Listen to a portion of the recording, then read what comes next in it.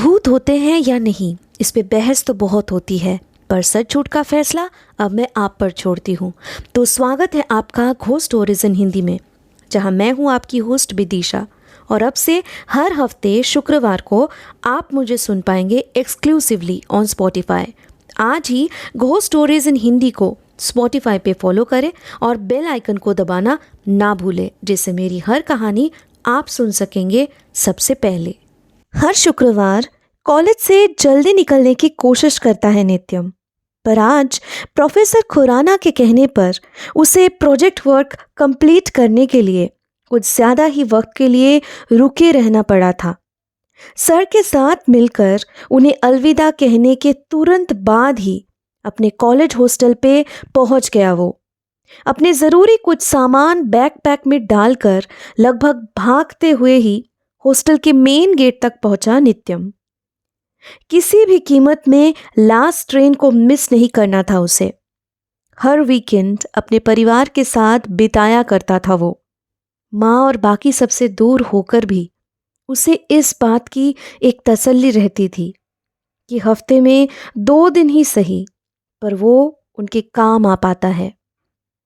उसके बाकी सारे क्लासमेट्स और सीनियर्स इस बात से उसे चाहे कितना भी चिढ़ाते, लेकिन नित्यम कभी भी अपनी जिम्मेदारियों से भागा नहीं। आखिरी ट्रेन तो 10 बजे की है। अगर मुझे अभी कोई ऑटो या कैब मिल गई तो भी स्टेशन पहुंचने में कोई दिक्कत नहीं होगी, मगर इस वक्त कोई गाड़ी मिलना भी नामुमकिन सा है।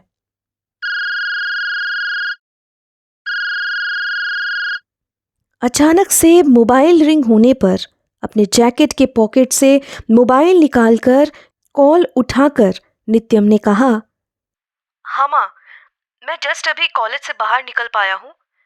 देखता हूँ अगर आगे चलकर कोई ऑटो मिल जाए तो, वरना आज का आखिरी ट्रेन भी मिस कर दूंगा मैं। पर आप चिंता मत करना, मैं देखता हूँ कुछ कर सकता हूँ कि नहीं।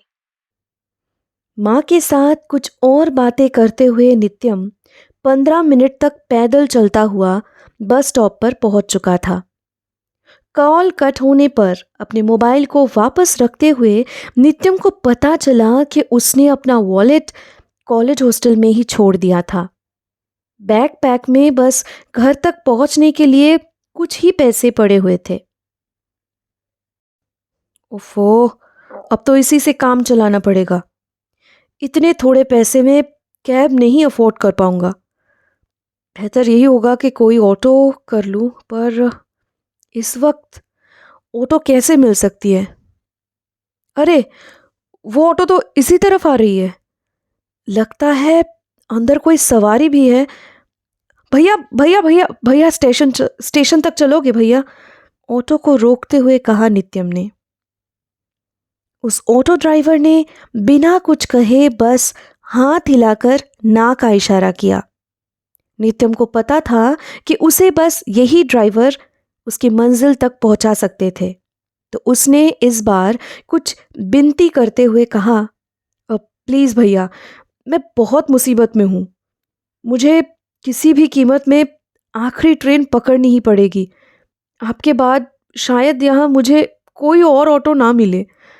बस आप ही हो जो मुझे मदद कर सकते हो, वरना इस हफ्ते मैं अपनी माँ को नहीं मिल पाऊंगा। ठीक है, कहानी सुनने का वक्त नहीं है मेरे पास, जल्दी से आ जाओ अंदर। इस बार ऑटो ड्राइवर ने कुछ गुस्से में नित्यम को जवाब देते हुए कहा। नित्यम बैग लेकर अंदर चढ़ने ही वाला था कि उसने ऑटो में उससे पहले ही किसी सवारी को बैठे हुए देखा। करीब 55 साल की एक बुजुर्ग औरत वहां बैठी हुई थी। नित्यम उनके बगल में बैठकर अपने घर पे टेक्स्ट मैसेज भेज दिया कि उसे अब ऑटो मिल चुकी है और जल्द ही स्टेशन पहुंचकर ट्रेन मिलते ही आगे वो मैसेज करके उन्हें खबर कर देगा। ऑटो रिक्शा ड्राइवर ने रेडियो में कोई गाना चलाकर रखा था, जिससे सुनते हुए गुनगुनाया जा रहा था वो,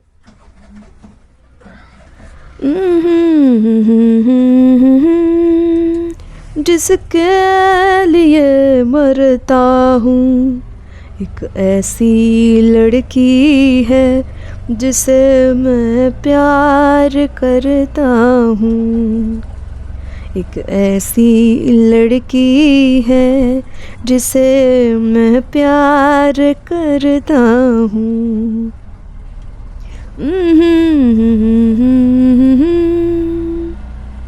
नित्यम ने बैग से पानी का बोतल निकालते हुए कहा, भैया अब कब तक पहुंचेंगे स्टेशन? नित्यम की बात जैसे उसके कानों तक पहुंची ही नहीं। बिना कोई जवाब दिए ड्राइवर पहले जैसे ही गुनगुनाता गया।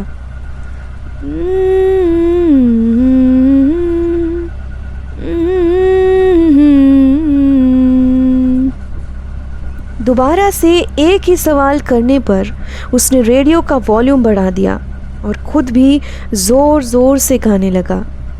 किसी और जगह पे कभी और किसी ने ऐसी बदतमीज़ी की होती तो अब तक नित्यम अपना गुस्सा नहीं रोक पाता, पर आज मजबूरी के कारण उसने चुप रहना ही मुनासिब समझा। बैग से ईयरबड्स निकाल के उसने भी मोबाइल में वीडियोस देखना शुरू कर दिया।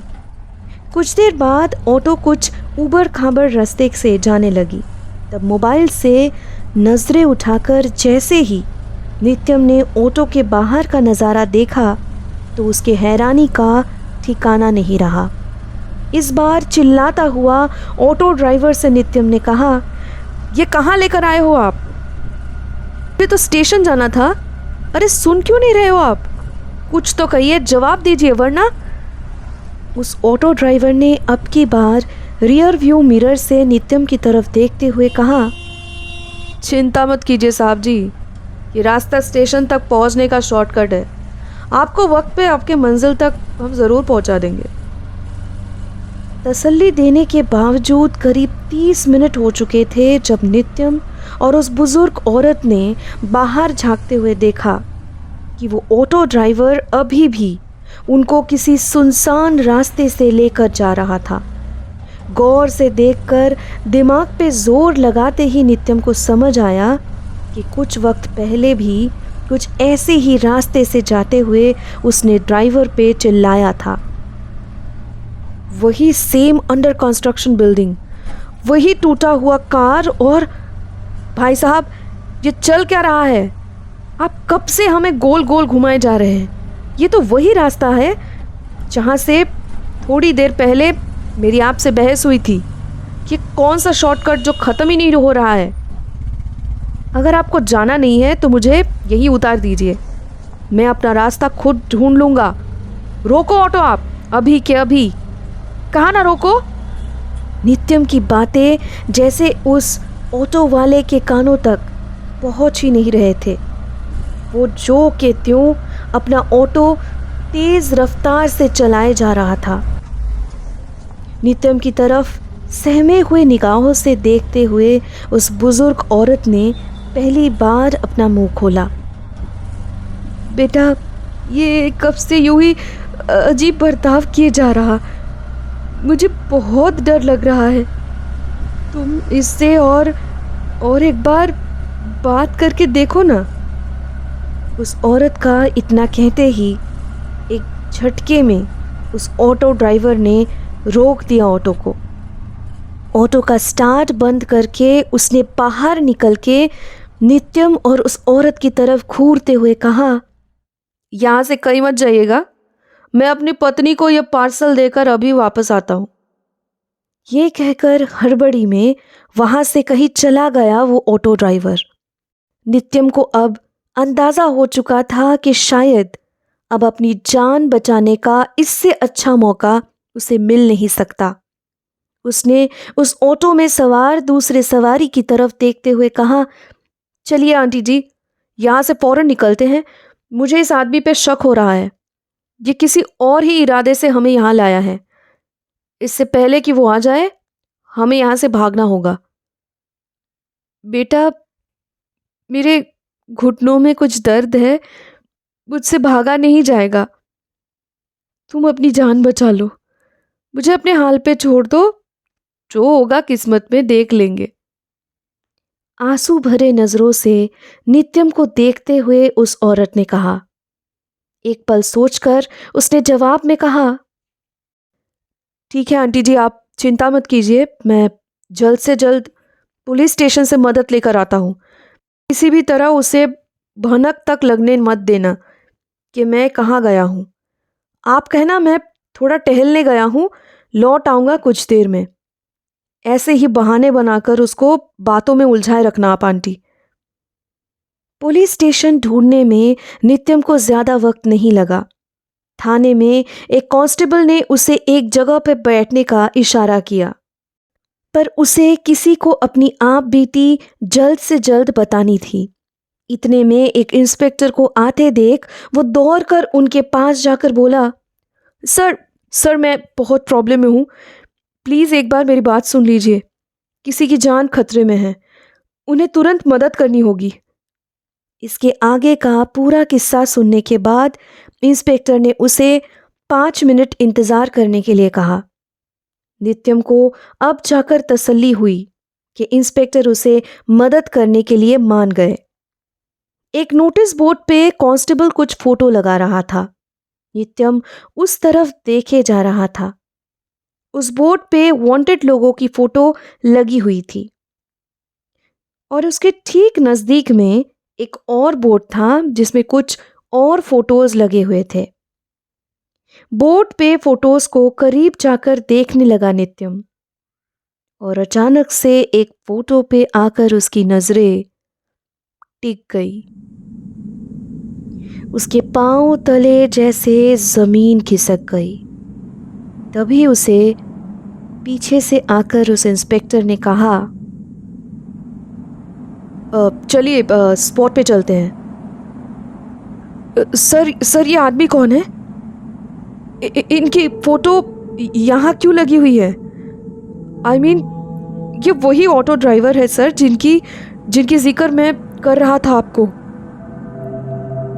डरी हुई आवाज में नित्यम ने ये कहते ही इंस्पेक्टर जवाब में बोले, आप ये क्या बोल रहे हो? ये तो राजनाथ की तस्वीर है। इस एरिया में इसके जुर्म के चर्चे मशहूर थे। हर सवारी को कायदे से कहीं ले जाकर उन्हें लूटा करता था और बाद में उन्हें मार डाला करता था। पर हाँ, ये सब वो अपने बीवी के गहनों के शौक की वजह से किया करता था। उनके पैसे कभी नहीं लूटता था, बस औरतों को मारकर उनके गहने हड़पना ही इसका मेन टारगेट हुआ करता था। मतलब ये अभी भी वांटेड क्रिमिनल है। नित्यम बेचैन होकर बोला। देखिए आप पहले स्पॉट पे चलिए, उस औरत को हमें पहले बचाना होगा, आइए। इतना कहकर इंस्पेक्टर बाहर चले गए। ओह नो, बहुत देर कर दी हमने आने में। शी इज नो मोर। नित्यम की तरफ देखकर कहा उस इंस्पेक्टर ने। उस ऑटो ड्राइवर ने आखिरकार वही किया जिसका नित्यम ने अंदाजा लगाया था। खून से लथपथ रास्ते के कोने में पड़ी हुई उस बुजुर्ग के लाश को देखते हुए नित्यम ने कहा, sir please arrest him as soon as possible, bloody murderer. मैं चाहकर भी उसे अरेस्ट नहीं कर पाऊंगा मिस्टर नित्यम, क्योंकि राजनाथ 1994 में एक पुलिस एनकाउंटर में मारा जा चुका था। पर आज भी यूं ही रूह बनकर अपने वजूद का एहसास वक्त वक्त पे हमें कराता रहता है। We are totally helpless to stop this brutal crime. मरने के बाद भी उसने अपना घिनौना काम करना छोड़ा नहीं है। यूं ही मासूम औरतों को रास्ता भटकाकर मारकर उनके गहने चुराया करता है। पर मुझे एक बात समझ नहीं आ रही है, आपको लिफ्ट कैसे दिया उसने? क्योंकि राजनाथ मर्दों को हरगिज अपना सवारी नहीं बनाता था। नित्यम किसी भी सवाल का जवाब नहीं दे पा रहा था। उसने तो जबरदस्ती ही राजनाथ के ऑटो में अपनी जगह बना ली थी, पर उसे अफसोस इस बात का हो रहा था कि उस औरत को वो किसी भी कीमत पे बचा नहीं पाया। घोस्ट स्टोरीज इन हिंदी को स्पॉटिफाई पे फॉलो करते वक्त बेल आइकन को दबाना ना भूलें, जिससे मेरी हर कहानी आप सुन सकेंगे सबसे पहले।